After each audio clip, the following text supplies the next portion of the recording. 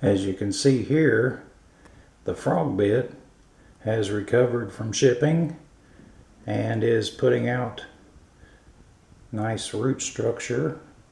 So hopefully these plants will consume the excess nutrients in the tank and defeat the various types of algae with which I'm having an issue. Here's another shot of the frogbit. I removed much of the water sprite in that side of the tank, but I left enough to keep the frogbit in place away from the hang on the back filter on the other side to keep water from splashing on top of the plants, as I understand that's bad for them. Here's a look at my bedroom tank with the Colombian Tetra Juvenile, or perhaps subadult fish. There are 5 of them in the tank, and they are a little over 6 weeks old. I decided to forego a video on the 5th week, give them a chance to grow out a little more. And you can see now that they are beginning to have some coloration in the dorsal and caudal fins.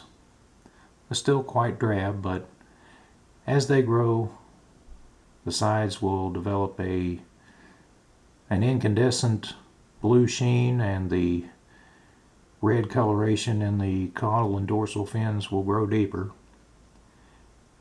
At this point, I'm still feeding them almost exclusively brine shrimp nuclei. I want to wean them on to flake foods, but this is problematic because when I add the brine shrimp nuclei, there's quite a bit of it, and once they gorge on that, they're not going to eat anything else. So on the weekend, I try to give them some tiny crushed flake food in the morning, and then in the evening I'll give them the brine shrimp nuclei. Slowly they should begin to accept flake food, and as they grow out, I'll decide whether or not I want to put them in the 75 gallon or into the 120 gallon where I have adult Colombian Tetra. Here's a close-up of the Java moss that I tied to this driftwood decoration. You can see that the moss is beginning to attach to the driftwood, and it continues to look healthy. So it appears that this is a good place for it. It's getting plenty of nutrients from the potting soil in the substrate. I'm not adding any liquid fertilizers.